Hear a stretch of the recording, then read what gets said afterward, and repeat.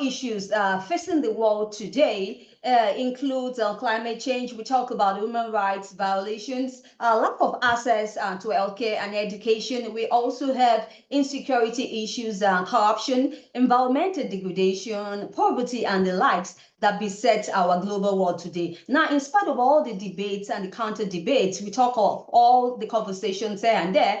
Well, it seems that all of these challenges, these problems that face the global world, seems not to be abating. Now, the question on the minds of my audience is which way to go? What are we doing wrong? And how can we get things right? Now, on the backstory with Omobola Stephen, I am my guest. We want to offer disruptive yet constructive mindship conversation on topics and subjects related to government and politics with other subtopics like society and culture, science and technology, the environment, and also the economy. Now, on the backstory with Omobola Stephen, we like to shine more light on what has not worked and what will make it work. Today, I have Amanda Udis-Kessler, who is a sociologist, a writer, anti-racism trainer, and also an ethicist on the show with me today. Now, we'll be talking more about inequality and how we can get it right, especially in the United States system. Welcome with me once again, Amanda Udis-Kessler. Thank you. Lovely to be here. Good to have you on the show. It's my pleasure having you on the podcast, The Backstory with Omobola Stephen. We want to shine more light on what has not worked regarding this topic and what will make it work. Now, the podcast make it set. I'm your host, Omobola Stephen, and welcome to The Backstory with Omobola Stephen. Now, the first question I'd like for you to respond to is, what do you think that there was an inequality in the 2024 election? I think there are many components of inequality in the 2024 election. Certainly, economic inequality played a huge role. The way that neoliberal capitalism has made the rich much richer and everyone else poorer, created a situation of scarcity in which many people did not trust the Democratic Party's claims that there were good times ahead because people were understandably stressed out about grocery prices, gas prices, things like that. So that is very important, and I don't want to ignore it. But I think something that has gone under discussed in the media in analyzing the 2024 election is the role of racism and sexism in setting up the candidates to be appealing, compelling, and plausible candidates. So on the face of it, if we did not know the race and the gender of the presidential candidates, if all we knew about was their political record, their business record, their criminal record, all of those things, you would never imagine that the election would have gone the way it went. Most people, all other things being equal, would not vote for a felon and a sexual assaulter and a basically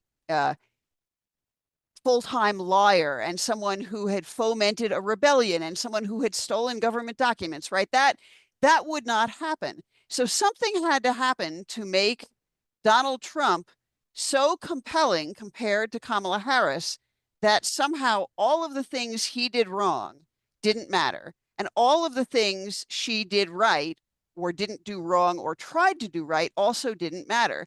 He somehow was more credible than her to more people. Now, he did not win the massive majority that he claims he did. He barely won over her, but he did win legitimately. And so we have to ask, what role does inequality play in that? And I think a very important piece of it is that part of how racism and sexism work is that we carry assumptions about types of people and we treat them in good faith or bad faith, depending on those assumptions. By good faith, I mean we give them the benefit of the doubt. We assume, all other things being equal, that they are good people who will do good things, that they are trustworthy, that they are competent, that they are moral, that they are not violent or dangerous.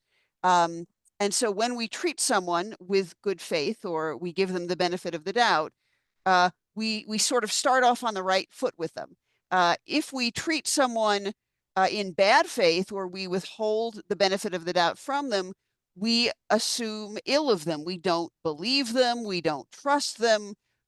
We maybe are afraid of them. We don't think they're competent to solve problems.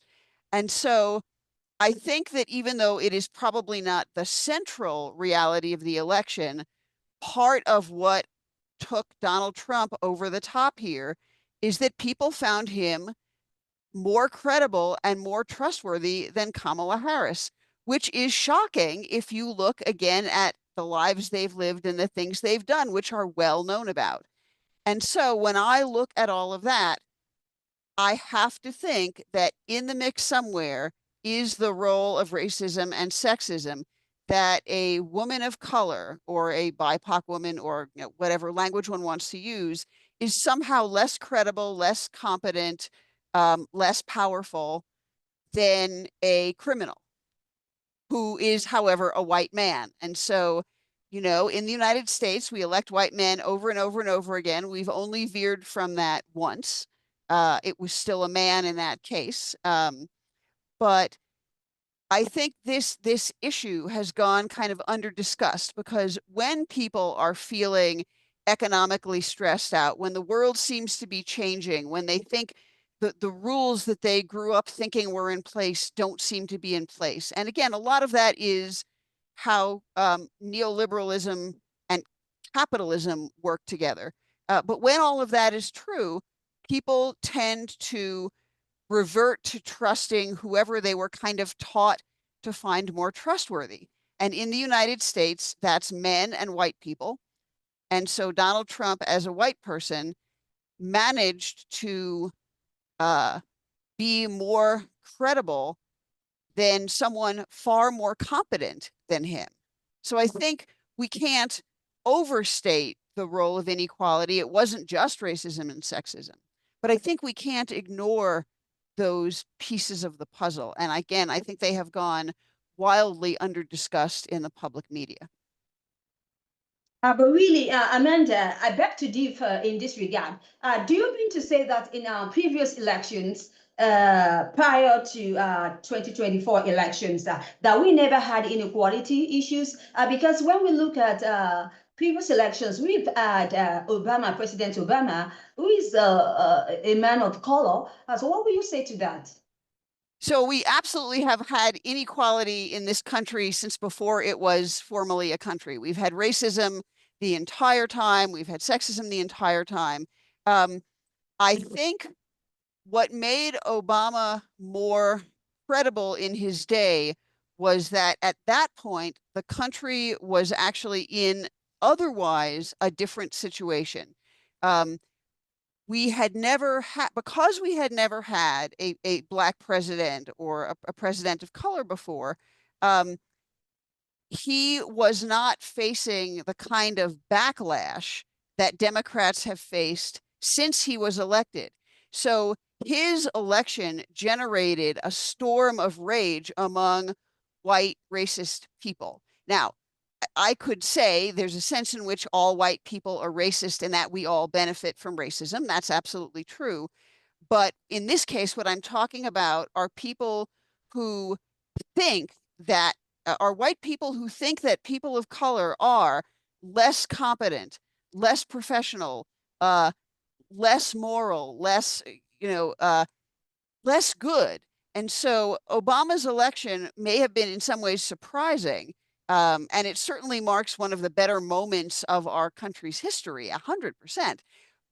But once it happened, immediately there was this incredible backlash among conservative white people. And that backlash led to Donald Trump's rise. And that backlash still put him back in the White House this time. So I am not for a moment blaming Obama or the Democrats for, running a black male president. That's not at all my point. My point is that we did not realize, some of us who are white did not realize quite how violently racist the country still was until a black man was in this position of power. And then we saw how many people hated that and resented that and felt that that was wrong. And he certainly was not, as president, as progressive as I would have wanted him to be. I would have liked him to be more inclusive and better on certain economic issues that would help poorer people and all of that. But having said that, I don't think any reasonable objections to his presidency come from what he did. What he did was incomplete, but it wasn't particularly worse than a lot of white presidents. So I have to look at the backlash to him and think that is just racism. That is plain old racism. And that racism has now gotten joined in with conservative Christianity, with um, the 1% and extremely wealthy oligarchs. It has gotten sort of caught in with other cultural movements against women's rights and against immigrant well-being and so on.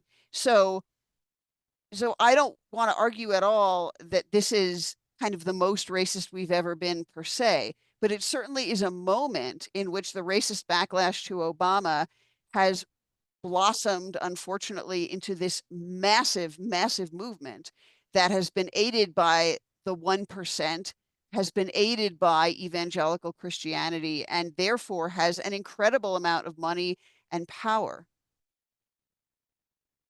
Right. Now, in all of this, we've been talking about systemic inequality. We have been focusing really on racism and the white people. Do you think that racism, do you think it has damaged the white people? Now, I'd like us to put this in proper perspective as regards to stereotyping. So racism absolutely damages white people in many ways. And I want to be careful when I say that, because racism is much, much more harmful for people of color or BIPOC people, Black, Indigenous people of color, than it is for white people, in the sense that white people benefit from racism. We benefit from it in terms of our status. We benefit from it in terms of kind of finances, access to resources, life experiences, freedom from danger, all of these things. So white people benefit from racism, and we have to start there. However, racism is damaging to everyone. And here are some of the ways. First of all, when white people feel, for racist reasons, that they cannot trust people of color, that people of color are dangerous or incompetent or immoral or any of those kind of bad faith assumptions, that keeps white people from building relationships with people of color. That keeps white people separated. It keeps us locked up in fear. You know, and I am from New York City, and I grew up in a race and class mixed neighborhood. And I have to be honest, I was taught to be afraid of people with darker skin than me. I hate that. I've worked really hard on unlearning that, but it definitely limited my life and probably still does in some ways. So white people lose out because we are afraid and we lock ourselves behind certain gates. Um, we lose out because in a racist society, not everyone is completely invited to bring their wisdom and gifts and passion and skills and talents to the table in dealing with global problems. So I have no doubt, for example, I know a little bit about how environmental racism works, especially in urban communities of color, and the ways that those communities wind up getting targeted for environmentally dangerous um, industrial sites, transportation sites, things like that. So my suspicion is that people who live in those neighborhoods have incredible wisdom about what we need to do to address global climate change and environmental issues. But racism makes it harder for everyone to be around the table talking about how to fix those things. So, sooner or later, and arguably already, global climate change is impacting white people. We could work on it, against it, I should say, more effectively if everyone was at the table working against it. But racism makes that really hard. The last thing I'll say to this question is that there is a spiritual harm to white people in racism. And I want to be careful not to put this in the terms of any one given religion, because I don't want to make any assumptions about the religion or lack of religion of people who are listening to the show. But I absolutely believe that when we are taught to fear people or to hate people or to morally exclude people from our community, whatever the details of that, um, our souls shrink in a way. Our ability to be open to abundance and ease and grace in the most broad sense of that term gets shut down because of our psychological fears or because of our uh, intellectual assumptions and the sort of uh, the discrimination that can go with them and the kind of patronizing feelings that can go with things like that. All of those things lead people who benefit from inequality to be more arrogant, to be more kind of self-assured in certain ways. And really, all of us grow better spiritually, whatever that looks like individually. We all grow better spiritually when we are humble and when we are open to making emotional and personal connections with people who are different from us, when we acknowledge that other people have things to teach us. And racism and other kinds of inequality really mitigate against that humility and that openness because let's say I really have been taught that white people are kind of intellectually competent in a way that other people are not. If I have been taught that, I don't think I have anything to learn from the lives or experiences or research or writings or cultural productions of members of BIPOC communities. And and and therefore my life is shrunk a little bit. But also my trust is shrunk a little bit.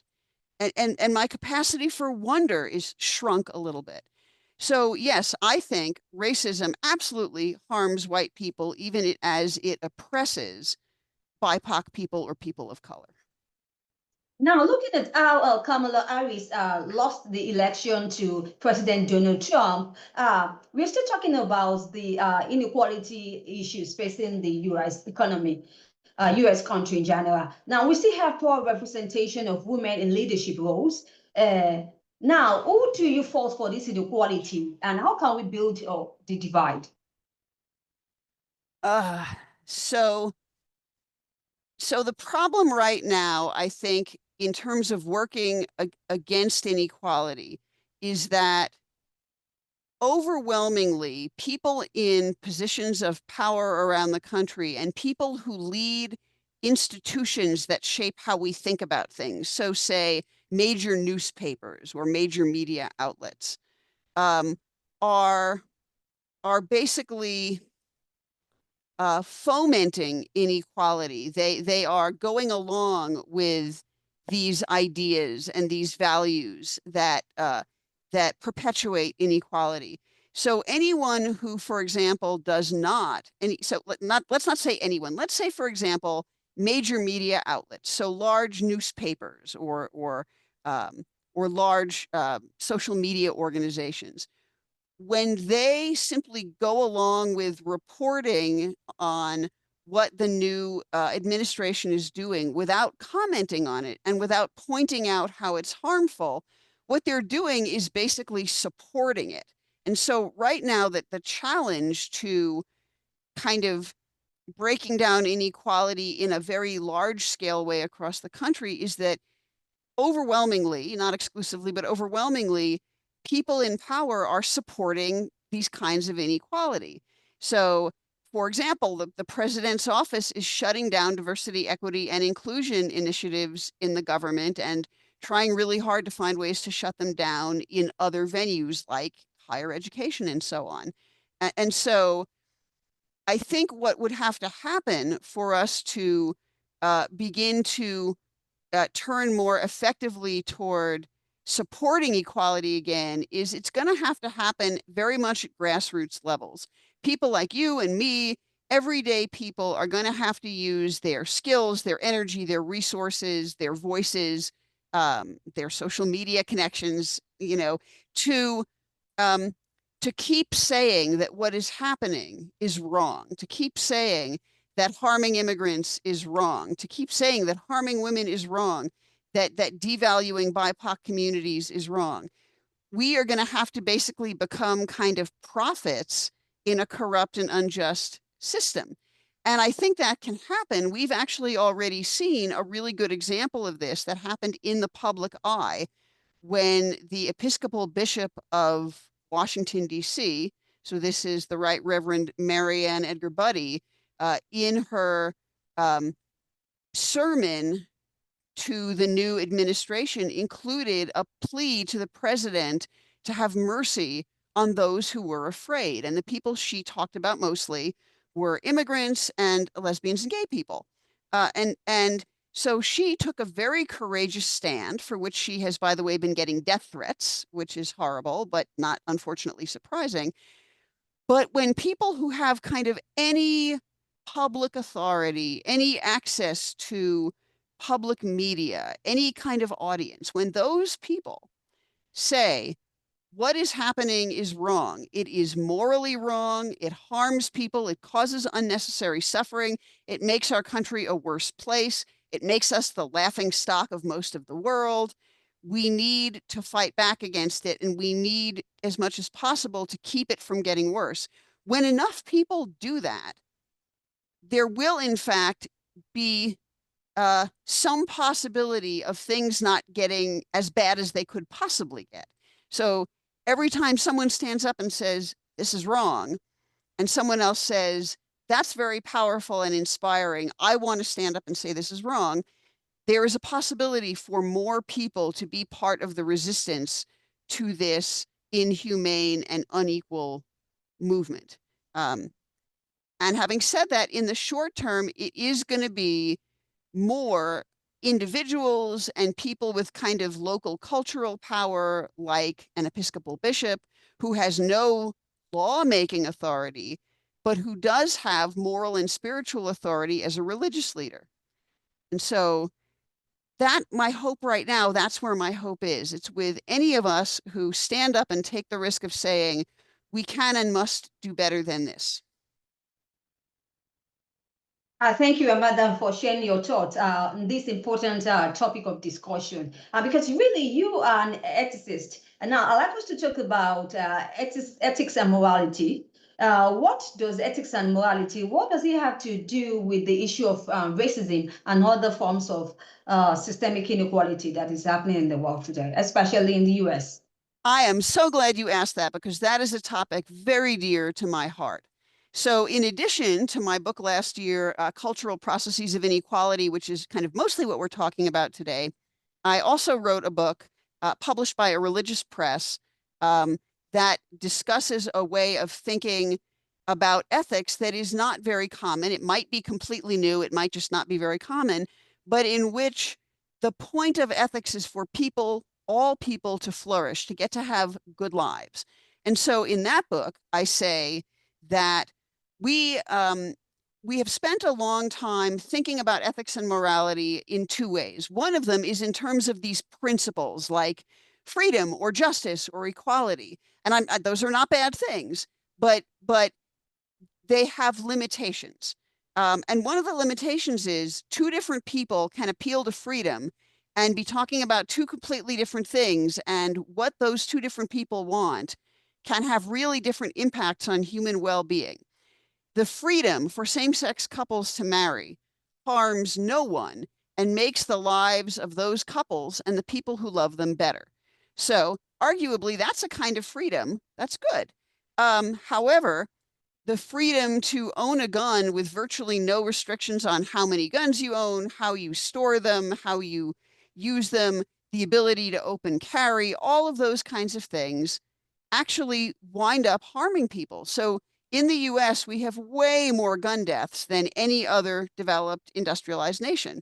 And one of the reasons is that we are unwilling to put sensible regulations in place to limit gun access to people who should not have access to guns. We are unwilling in many parts of the country to limit how people handle or carry guns. And all of this makes it more likely that people will use guns violently. So that is a kind of freedom that's problematic. So if you say to me, I believe in freedom, I will say, I believe in freedom when it serves human well-being, when it helps people have good lives. When freedom is used to harm people, when freedom is used to discriminate against people. So the deregulation of the government and the ending of DEI programs is basically an exercise in freedom. but it's an exercise in the freedom to discriminate and cause harm. So the first thing I'd say about ethics is we have to be really careful when we appeal to principles like freedom, because they can turn out to be good for us or bad for us. When we talk about rights, there's similarly a problem. When we look at the issue of abortion access, some people say that in terms of women's rights, women need access to safe, legal, and affordable abortion. Whereas other people say the fetus needs the right to be born, and that supersedes the woman's right. So we can't just appeal to rights in a broad way. We have to ask whose rights we're talking about and what impact our discourse is going to have on human well-being. So that's part one. The other part I would say about ethics, the other rejection I want to make is of any ethics that is based on a long list of rules of things you can do, things you must do, things you can't do. Those are problematic because anytime we propose a set of universal rules about how to behave, we are missing cultural diversity. We are missing the fact that in different parts of this country and indeed in different countries, there are different values. And so we need a way to think about ethics that is loose enough and broad enough to include different people who have very different lives and very different values, but that also maintains some kind of core of integrity. And for me, the core of integrity is around beliefs, actions, organizations, institutions that help people live good lives versus those that cause harm. And the very last thing for now that I'll say about this is the idea of having a good life can sound very vague and broad. And if when I said that you thought, well, what does she mean by having a good life? I would not be at all surprised because it is a very broad statement. And so in this other book, this ethics book of mine, the other thing I do is lay out some aspects or attributes of humanity that are universal. We're all embodied. We are emotional creatures. We all need to make sense of the world. We all have a drive to learn things and grow. We need to act in the world in ways that make us feel like we're making a difference, and so on. There are 10 attributes that I discuss in the book. And we can look at human well-being or human suffering in terms of those attributes. So it actually becomes very concrete. And when I talk about this, what I usually talk about is embodiment, because it is completely non-negotiable that all human beings have bodies. Our bodies are sources of pleasure and pain. Our bodies are how we have agency in the world. When our bodies die, we die. Our bodies can be strong and powerful. They can also be harmed. And in terms of inequality, different people's bodies get different amounts of respect. So if I go walking in the street and you go walking in the street, my body might well be safer than your body because I'm not going to be subject to racist harassment and violence. But if both of us go walking in the street with, say, a male friend, that male friend may be safer than either of us because that male friend is not going to be subject to sexist harassment. So there are very concrete ways in which our bodies flourish and suffer, and those have a lot to do with inequality. When Black and African American and Hispanic people are policed more heavily than white people, they are at more risk of police violence. So, I might get stopped for speeding, but the odds that a police officer is going to find me a threat and kill me are very, very, very low unless I'm behaving in some highly irregular way. Whereas Black, African American, Hispanic, mixed race people get that all the time. So inequality is immoral. It's unethical because it causes suffering and it makes it harder for people on the devalued side of the inequality to flourish. I could talk about this for hours, but I think for us, for the moment, that's as complete an answer as I can give relatively quickly. And now, why have you written a book that is focused on the cultural processes of inequality? And how do you think that these processes are going to work? So I wrote the book. I've wanted to write this book for decades. If I'm honest, I partly wrote the book because a particular academic press was sort of pursuing me and wanted me to write a book. And I thought, this is the book I'm equipped to write right now, and it's dear to my heart. I used to be a college professor and teach sociology, so I love the idea of educating people about how sociology works. So those are kind of some of the reasons I wrote the book. I'm really hoping that once the book comes out in paperback and is therefore affordable, people outside of classrooms might also interact with it. Right now, it's not really, as a hardcover, it's not really affordable for most people, unfortunately, which was not my decision. But then in terms of how I think these processes work, beyond what I've already said, I think we can think of it as a kind of cycle. Sociologists are very interested in cycles, in how society creates people and people create society, in how assumptions lead to actions that then reinforce the assumptions, that kind of thing. And so let's think about someone who is being treated well in the world and being given a chance to succeed. Perhaps this is because they're white or they're male or they're heterosexual, whatever. Um, when someone is treated well and they recognize that they're being treated well, that empowers them to try to do their best. So someone who is treated well, given the benefit of the doubt, treated in good faith, given access to resources and opportunities and so on, unless there's something else going on in their life that makes them, I don't know, self-destructive, for example, most people who are not in a personally bad place will look at these opportunities and look at this good treatment and go, I'm going to go do the best I can. And when someone like that succeeds, and when their success is visible publicly, that confirms to other people all of the positive assumptions that those people already had about them. So we're not surprised. And by we, okay, well, let's say white people are not surprised when a white person succeeds at a job because they expect them to succeed. But if someone is not given the benefit of the doubt, if the expectations of some person are that they're going to be incompetent or immoral or untrustworthy or dangerous, and they get treated badly, so they don't get access to resources, they don't receive the mortgage loan for their house, or their house is appraised at a much lower amount, let's say, but because they're African American, let's say, they recognize that they are being treated badly, and that is an assault on their dignity. And that may lead them to get angry, to withdraw, to be resentful, with all of which is reasonable. I mean, I can't argue with that response. Um, but as a result of that, if someone is treated badly long enough and they get the message that society doesn't value them, and that maybe society doesn't trust them, or society fears them, or society doesn't think they're competent, they may just kind of disengage and kind of move into ways of thinking or being or acting that salvage their dignity, but don't really look good to the rest of the world.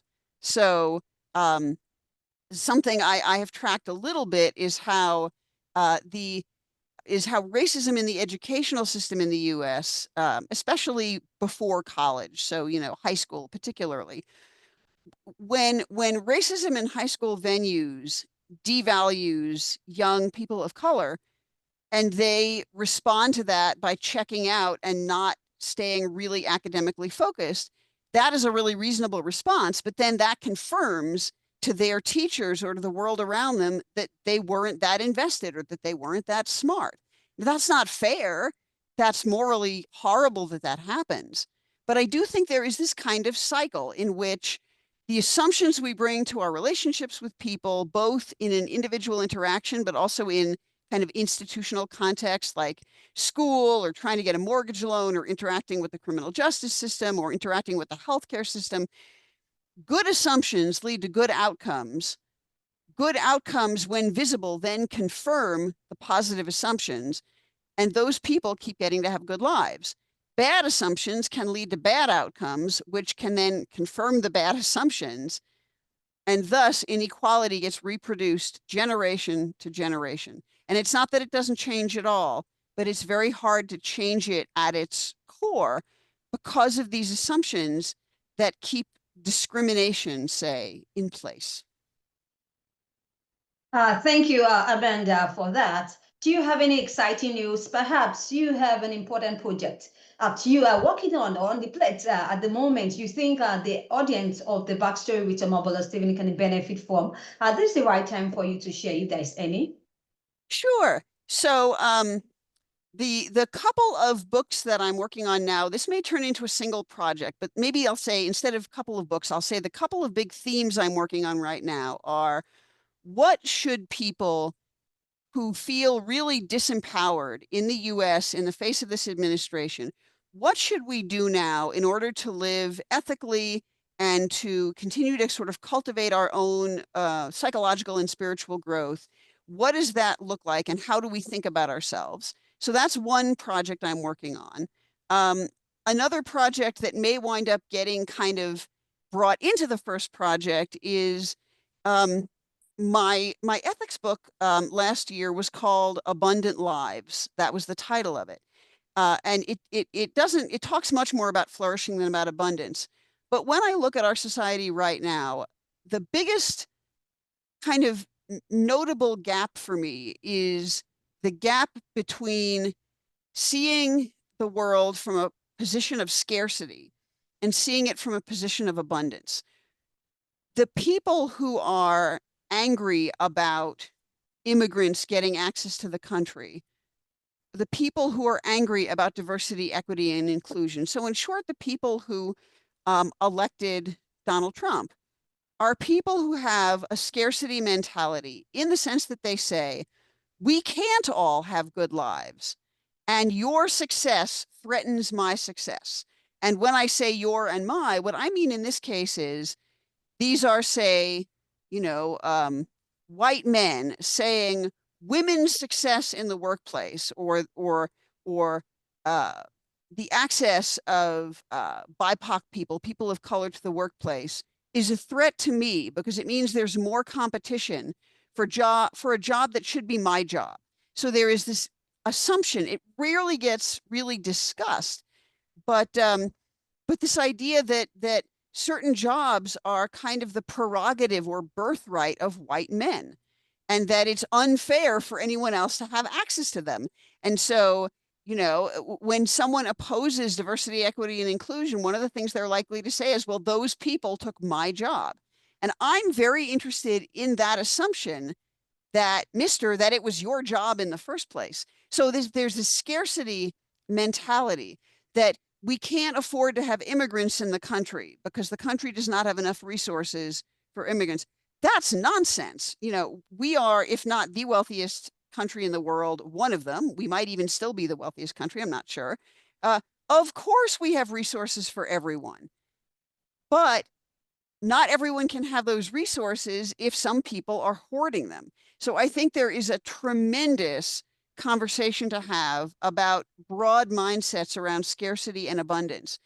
And what I think we would have to do to move to a mindset of abundance is to say, and this does come back to my books from last year, all people ought to get to have good lives. All people ought to be part of the moral community that we care about, that we will treat well. And it is absolutely clear from the campaign and from the actions of the new president and his administration in the first few days, it is absolutely clear that they are operating from a model of scarcity.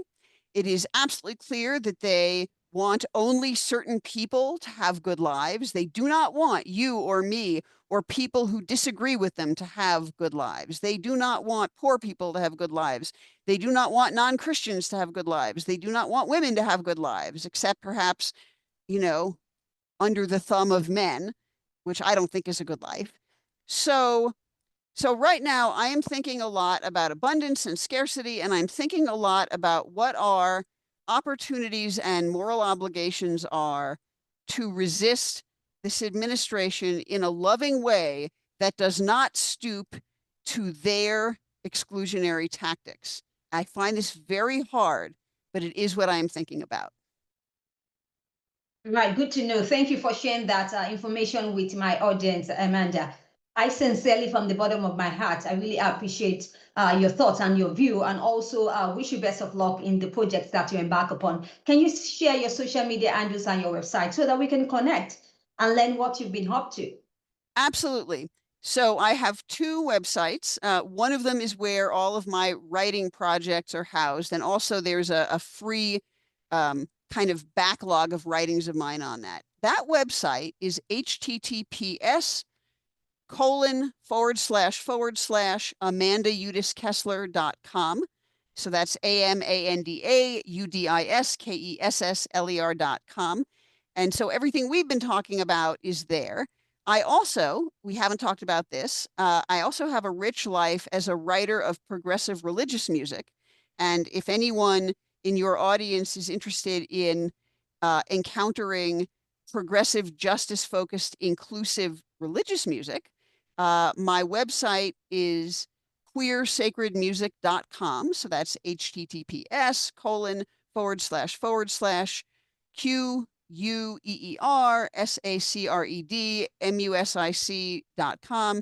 And everything on both websites is freely available. The books are not freely available. I can't do that. But there are all sorts of printouts, essays, sermons, liturgies available on my writing website. There's at least one chapter from one book on that website. And the music website has scores, recordings, videos of over 150 pieces that I've written in the last few years that churches use around the country. And everything on the music website is completely free use. So while I absolutely welcome and appreciate donations when appropriate, anyone could go to that website and watch a video of a song or listen to a song or look at a score if they really wanted. So that's where you can find me. I'm on Facebook and Blue Sky, in both cases under my name, so you can look up my name. And I welcome interacting with any of your audience and hearing their thoughts and suggestions and objections and whatever else they may have. Absolutely. Thank you once again for sharing that with my audience.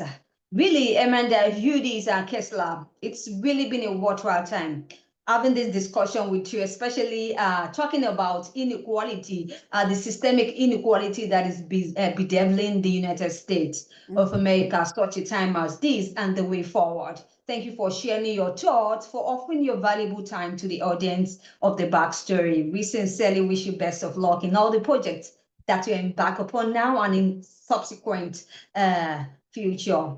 Thank you once again. Thank you. It's been the Backstory with Omobola Stephen. I'm your host, Omobola Stephen. The Backstory with Omobola Stephen. Now, if you'd like to catch up with any missed episodes of the show, you can catch up on any podcast distribution platforms or any podcast and promotion platforms or any social media community. Just search for the Backstory with Omobola Stephen, and do have a great time as you listen to topics or subjects on the government and politics, society and culture, science and technology, the environment, and also the economy. I wish you best of luck always, Amanda Udis-Kessler, for your time once again. Now, I need to stay safe. I talk to you soon.